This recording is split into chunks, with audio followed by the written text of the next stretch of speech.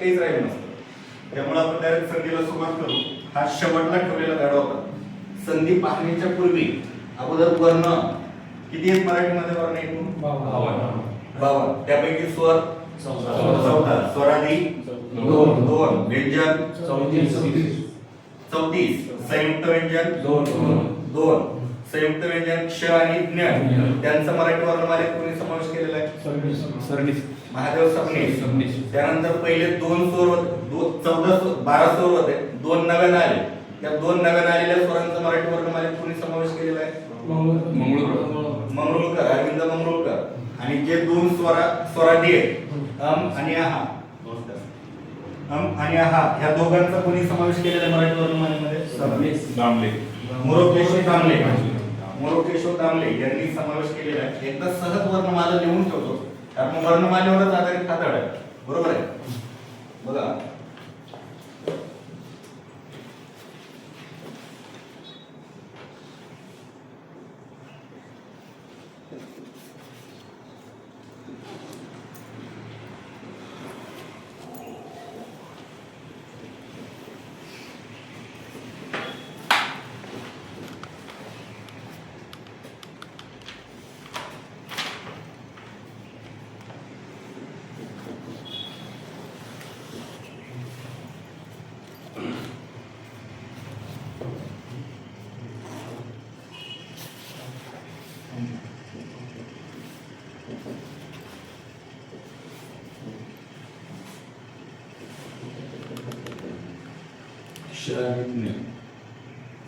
सहज लक्षात होतं राहिला तर मग असं झालं. अ आ इ ई उ ऊ रू रू ए ऐ ओ अ औ. कोणता जास्त? बरोबर आहे. पहिले 14 हे 14 स्वर, हे 2 स्वरादी आणि हे उरलेले व्यंजन. बरोबर आहे. एकूण स्वर 14, यामध्ये पहिले 12 2 नव्याने आले. त्यानंतर स्वरादी 2, व्यंजन 34. ठीक आहे. आणि संयुक्त व्यंजन आहे 2. अशा पद्धतीने टोटल जर बेरीज केली तर 52. सध्या एकूण वर्ण किती? प्रश्न आला तर 52. आपल्याला संधी या प्रकरणाला सुरुवात करायची. आपण डायरेक्ट जाऊ, मध्ये जास्त प्रकरण वगैरे घेण्याच्या ऐवजी डायरेक्ट प्रकाराकडे, मुद्द्याकडे जाऊ आपण. संधी. आता संधी म्हणजे नेमकं काय होतं बघा. संधी म्हणजे या शब्दाचा अर्थ होतो सांधणे किंवा संधी म्हणजे जोडणे, असा या शब्दाचा शब्दशः अर्थ. संधी म्हणजे सांधणे किंवा जोडणे. आता यामध्ये नेमकं काय जोडलं जातं सांगा. संधीमध्ये शब्द जोडले जातात का अक्षर जोडले जातात का वर्ण एकमेकांमध्ये मिसळले जातात? शब्द नाही जोडले जातात. शब्द जिथं जोडले जातात तो समास असतो. बरोबर आहे ना? अक्षर तर नाहीच. इथं काय जोडले जातं एकमेकांमध्ये? वर्ण एकमेकांमध्ये मिसळत असतात. कसं बघा, समजा आता उदाहरणार्थ गृहीत धरा, हा एक शब्द आहे आणि त्याच्या समोर एक शब्द आलेला, असे 2 शब्द आले. या शब्दाची जर तुम्ही फोड केली तर शेवटचा जो काही वर्ण असेल, वर्ण म्हणतोय, हे जे वर लिहिलेले आहेत हे सगळे वर्ण आहेत. यांचे पाय मोडलेले. ज्याचा पाय मोडलाय ती व्यंजन आहे, ते पण वर्णामध्येच असतात. ते वर्ण, हे बाकीचे स्वर स्वरादी, ह्याला वर्ण म्हणायचे. हे जे वर लिहिलेले ते वर्ण. मग इथं आलेला शेवटचा वर्ण आणि दुसऱ्या शब्दातला पहिला वर्ण, ह्या दोघांच्या मिश्रणातून एक नवीन अक्षर तयार होतं. इथं अक्षर तयार होते. ह्या 2 वर्णांमधून एक अक्षर तयार होतं. ह्या प्रक्रियेला संधी म्हणायचं आपल्याला. संधी म्हणजे काय तर पहिल्या शब्दातील शेवटचा वर्ण आणि दुसऱ्या शब्दातील पहिला वर्ण यांच्या मिश्रणाला संधी म्हणायचं. ठीक आहे. उदाहरणार्थ कुठलं एखादं उदाहरण घेऊ. आता सूर्य आणि अस्त हे एक सोपं उदाहरण घेऊ आपण. आता सूर्याची फोड करू आपण, म्हणजे वर्ण वेगवेगळे अक्षर मांडून पाहू. वर्ण स अधिक दुसरा उकार म्हणजे उ. रिय मध्ये वरून रकार जर असेल तर तो र अगोदर असतो, नंतर गाईचं य आणि शेवटी त्याच्यामध्ये कोण मिळवलेला आहे अ. म्हणजे सूर्य शब्द जर फोडला तर तो असा तयार झाला, बरोबर आहे. हा झाला तुमचा पहिला शब्द. प्लस दुसरा शब्द अस्त, अ अधिक स अधिक त अधिक अ. हा झाला आपला दुसरा शब्द. मग पहिल्या शब्दातील शेवटचा वर्ण घेऊ आणि दुसऱ्या शब्दातील पहिला वर्ण घेऊ, ह्या दोघांचं मिश्रण करू. अ अधिक अ काय होणार आहे या ठिकाणी आ. हा जो आ तयार झाला याला संधी म्हणायचं आपल्याला. संधी म्हणजे काय, पहिल्या शब्दातील शेवटचा वर्ण आणि दुसऱ्या शब्दातील पहिला वर्ण या दोघांचं मिश्रण म्हणजे संधी. संधीमध्ये इकडच्या शब्दांचं काहीच काम नसतं आणि इकडच्यांचं तेवढं काही काम नसतं. हे जशाच तसे ठेवून देऊ आपण. स अधिक दुसरा उ म्हणजे याचा उकार झाला सु. र आणि य हा रिय तयार झाला, दोघांचा पाय मोडलेला म्हणजे याचा पाय मोडलेला ठेवून देऊ आपण. स त अ म्हणजे हा झाला स्त, बरोबर आहे ना. मग आता पाय मोडलेल्या अक्षरामध्ये आ जोडल्या जाईल. मोबाईल मध्ये टायपिंग करत असताना बघा एखाद्या शब्दाचा तुम्ही पाय मोडा, पाय मोडल्याच्या नंतर पुढे जे अक्षर येणार आहे ते त्याच्यात जोडले जातात, बरोबर आहे ना. म्हणजे ह्या रिय मध्ये आ जोडल्या जाईल. रिय मध्ये जर आ मिळवला तर काय तयार झालं इथं रिया. इकडचं जशाच तसं ठेवून देऊ आपण, इकडचा स्त जशाच तसं ठेवून देऊ. शब्द काय तयार झाला सूर्यास्त. हा जो तयार झालेला शब्द आहे याला म्हणायचे संधी. ठीक आहे. संधी. संधी म्हणजे काय तर दोन शब्दांपैकी पहिल्या शब्दातील शेवटचा वर्ण दुसऱ्या शब्दातील पहिला वर्ण यांच्या बेरजेतून जे नवीन एक अक्षर तयार होतं त्या प्रक्रियेला संधी म्हणायचं. ही झाली संधी. आणि समजा एक शब्द आहे आई आणि दुसरा शब्द आहे वडील, ठीक आहे, किंवा एक शब्द आहे महान, दुसरा शब्द आहे राष्ट्र, ठीक आहे. एक शब्द आहे समजा गजानन, गजानन गज अधिक आनंद, किंवा गजानन नाही म्हणतात गजासारखे आहे आनंद ज्याच्या असं तो वेगळा शब्द. आता इथं बघा महान राष्ट्र शब्द काय तयार झाला महाराष्ट्र. दोन शब्द एकत्र जोडले. आई वडील शब्द काय तयार झाला इथं आई वडील एकच शब्द तयार झाला. मग इथं जर शब्द जोडले तर याला म्हणायचे समास. इथं दोन शब्द एकत्र जोडले याला म्हणायचे समास. आपण इथं शब्द नाही जोडले, इथं काय जोडले होतं आपण वर्ण जोडले. वर्ण एकमेकांमध्ये जोडले की त्याला म्हणायचं संधी आणि शब्द जवळ जवळ आणून गेले की त्याला म्हणायचं समास. समास वेगळी प्रक्रिया आहे आणि संधी प्रक्रिया वेगळी, याला संधी म्हणायचं. ठीक आहे. संधी म्हणजे काय लक्षात आलं असेल. मग आता या संधीचे तीन प्रकार पडतात आणि ते प्रकार कशावरून पडतात माहितीये का. हा जो पहिला शब्द आहे जे तीन प्रकार आहेत त्या तीन प्रकारामध्ये प्रत्येकाचे उपप्रकार आहेत, वेगवेगळे भरपूर उपप्रकार आहेत. हे सगळा जो प्रकार आहे किंवा याचे उपप्रकार ठरवायचे कसे. इथं जो येणारा शब्द इथं या ठिकाणी पहिल्या शब्दातला शेवटचा वर्ण नेमका हा वर्ण काय आला ह्याच्यावरून याचे मुख्य प्रकार आपल्याला ओळखता येते. किती प्रकार आहेत टोटल 3. हे फक्त कशावरून ओळखायचे इथं कोण आले त्याच्यावरून ओळखायचं आपल्याला. इथं जर स्वर आला तर ह्या प्रक्रियेला म्हणायचं स्वर संधी. इथं जर व्यंजन आला तर याला म्हणायचं व्यंजन संधी आणि इथं जर विसर्ग आला असे दोन डॉट दिले तर त्याला म्हणायचं विसर्ग संधी. बघू आपण संधी प्रक्रिया लक्षात आली का. नेमकी संधी म्हणजे काय. तर पहिला जो प्रश्न आपला चुकला होता की संधीमध्ये दोन शब्द एकत्र येत नाहीत, दोन अक्षरे एकत्र जोडले जात नाहीत, तर दोन काय जोडले जातात वर्ण. संधी. संधी म्हणजे शब्दाचा अर्थ सांधणे किंवा जोडणे असा याचा अर्थ होतो. संधी या शब्दाचं जर लिंग ओळखायला विचारलं येणार नाही. लिंग ओळखायला विचारलं तर हा स्त्रीलिंगी पण शब्द आहे आणि पुल्लिंगी पण शब्द आहे. ठीक आहे. लिंग ओळखायला विचारलं तर स्त्रीलिंगी पुल्लिंगी दोन्ही पण. शब्दाचा अर्थ विचारलं तर सांधणे किंवा जोडणे. काय जोडलं जातं वर्ण जोडलं जातं. त्याची व्याख्या पण आपण बघितली. ठीक आहे. आता प्रकाराकडे जाऊ. हे 4-5 प्रश्न क्लिअर झाले का. याच्यावर जर प्रश्न आला तर तुम्हाला लिहिता यायला पाहिजे. येणारे जेवढे काही शब्द असतात हे सगळे संस्कृत भाषेतले शब्द असतात. म्हणजे संस्कृत शब्दांचीच संधी होते. हाही मुद्दा लक्षात राहू. संस्कृत शब्दांचीच संधी होते. आता बघा संधीचे प्रकार. तीन प्रकार पडतात संधीचे. एक म्हणजे त्याचं दुसरं नाव अच,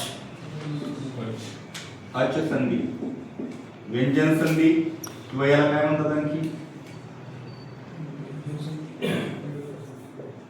परवर्ण, व्यंजनाला परवर्ण पण म्हणतात आणि अच याला म्हणतात, याला स्वरांत असं सुद्धा म्हणतात, हल पण म्हणतात. हल म्हणजे ज्याचं पाय मोडलं जातं त्याला हल म्हणतात. ठीक आहे. पर सवर्ण संधी आणि याला म्हणायचंय विसर्ग संधी. याचं दुसरं नाव नाही विसर्ग संधी. आता नेमकं कसे प्रकार पडतात ते बघा. प्रकार कसे पडतात बघा. संधी म्हटलं की आता इथून पुढे डोक्यात फिक्स ठेवायचं शब्द किती येणार आहेत त्यामध्ये दोन शब्द येणार. संधी कोणती असो ती, स्वर संधी असो, व्यंजन संधी असो की विसर्ग संधी, त्यामध्ये शब्द किती येणार आहेत दोन येणार आहेत. इकडे पण दोन शब्द. हे डब्बे ओढले म्हणजे काल्पनिक शब्द आहे असं गृहीत धरा, तात्पुरता समजण्यासाठी काल्पनिक शब्द. स्वर संधी कशी ओळखायची, जर शब्दाची आपण फोड केली, फोड केल्याच्या नंतर पहिल्या शब्दातला शेवटचा वर्ण जर इथं आपल्याला स्वर दिसून आला तर समजायचं 100% ती संधी कोणती असणार आहे स्वर संधी. शब्दाची फोड केल्याच्या नंतर पहिल्या शब्दातला शेवटचा वर्ण इथं जर पाय मोडलेला दिसला, पाय मोडलेला म्हणजे व्यंजन, जर व्यंजन दिसलं तर 100% त्याची संधी कोणती समजायची व्यंजन संधी. आणि शब्द विभागणी केल्याच्या नंतर पहिल्या शब्दातला शेवटचा वर्ण इथं जर विसर्ग दिसला किंवा त्याच्यामध्ये स आणि र नावाचं एक व्यंजन येतो, जर अशा प्रकारे काही दिसलं तर त्याचं नाव आपण विसर्ग संधी म्हणायचं. ठीक आहे. विसर्ग संधी पहिल्या शब्दातला शेवटचा वर्ण विसर्ग असेल तरी त्याला विसर्ग संधी म्हणा. कधी कधी विसर्ग येत नाही तर त्याच्या जागी कोण येतं स किंवा र येत, तेव्हा त्याला पण काय म्हणायचं विसर्ग संधी. पहिल्या शब्दातील शेवटचा वर्ण जर व्यंजन आला म्हणजे पाय मोडलेला असेल तर त्याला म्हणायचं व्यंजन संधी.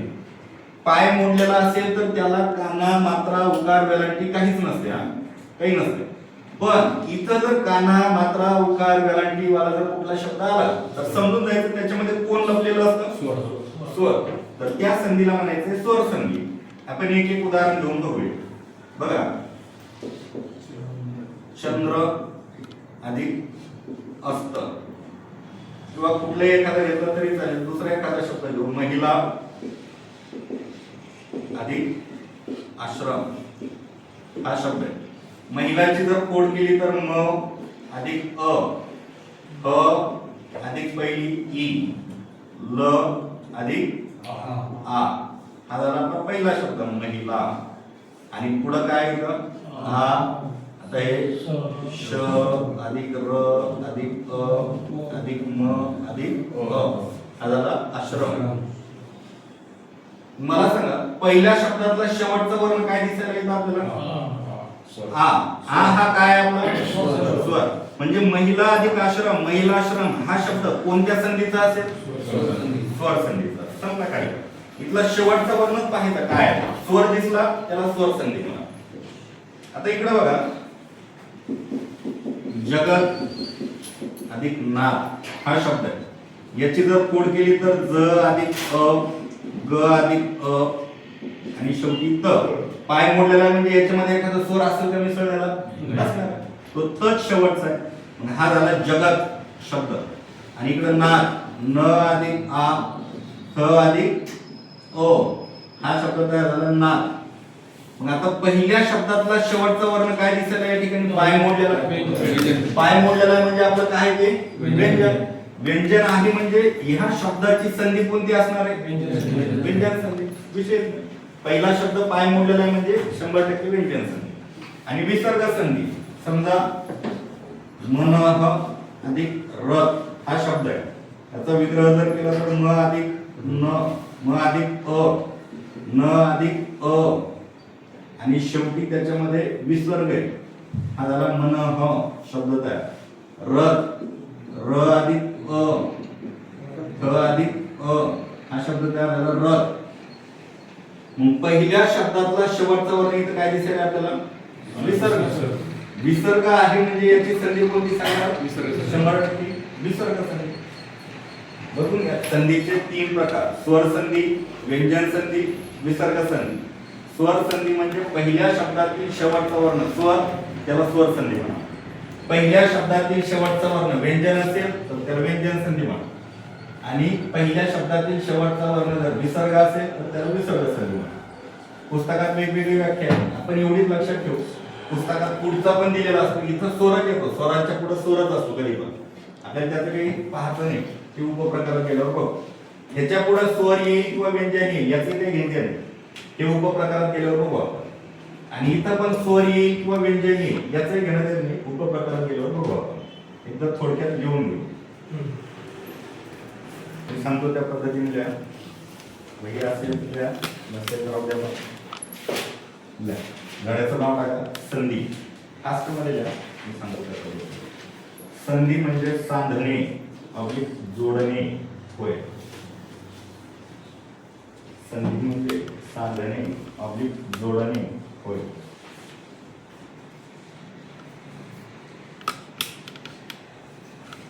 संधी म्हणजे सांधणे अवलिक जोडणे होय.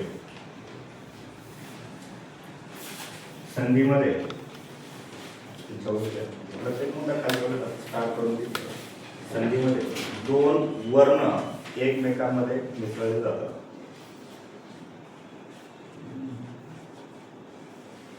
संधीमध्ये 2 वर्ण एकमेकांमध्ये मिसळले जातात.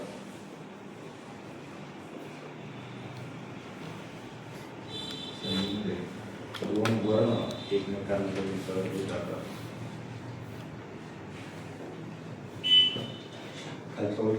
संधी शक्यतो संस्कृत शब्दांची होते.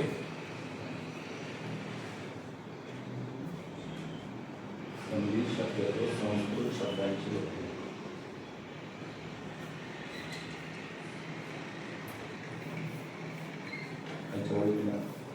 संधी हा शब्द स्त्रीलिंगी व पुल्लिंगी अशा दोन्ही अर्थांनी वापरतात. संधी हा शब्द स्त्रीलिंगी व पुल्लिंगी अशा दोन्ही अर्थाने वापरता येतो.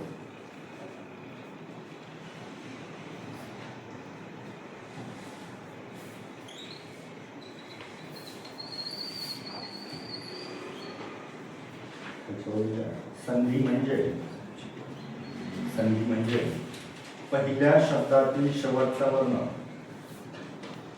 संधी म्हणजे पहिल्या शब्दातील शेवटचा वर्ण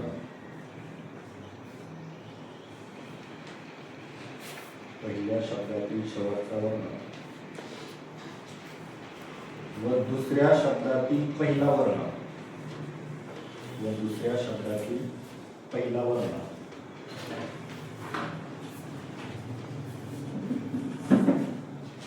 यांच्या मिश्रणाला संधी असे म्हणतात.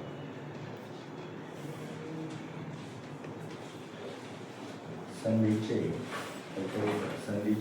3 प्रकार पडतात.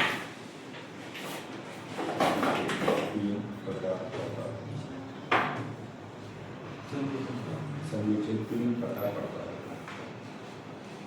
हे प्रकार त्याच्या व्याख्या वगैरे काही येऊन घ्यायची गरज नाही. हे लक्षात ठेवा. स्वर संधी फक्त लिहिताना पुढं लिहिताना स्वर संधीला आजच्या संधी म्हणतात, तेवढं लक्षात ठेवा. उपप्रकाराकडे जाऊ आपण.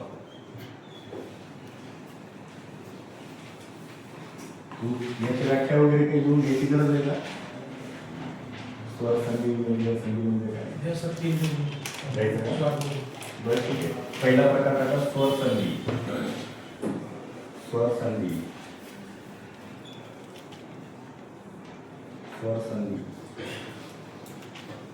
अंडरलाईन करा.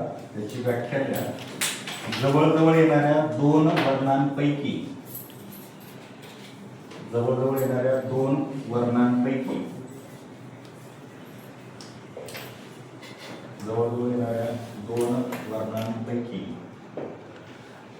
दोन्ही वर्ण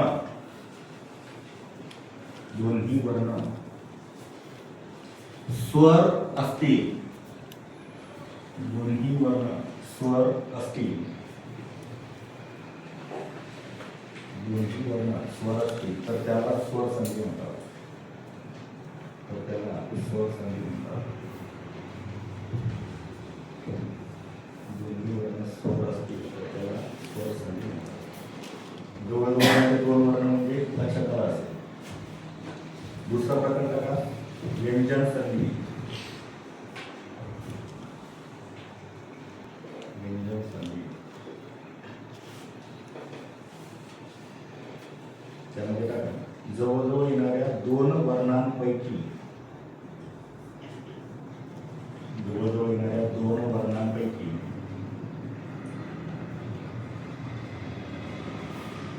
पहिला वर्ण व्यंजन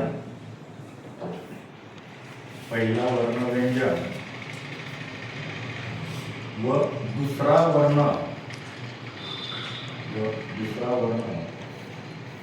स्वर किंवा व्यंजन असेल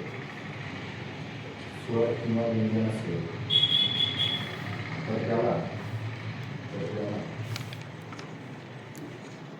व्यंजन संधी म्हणतात.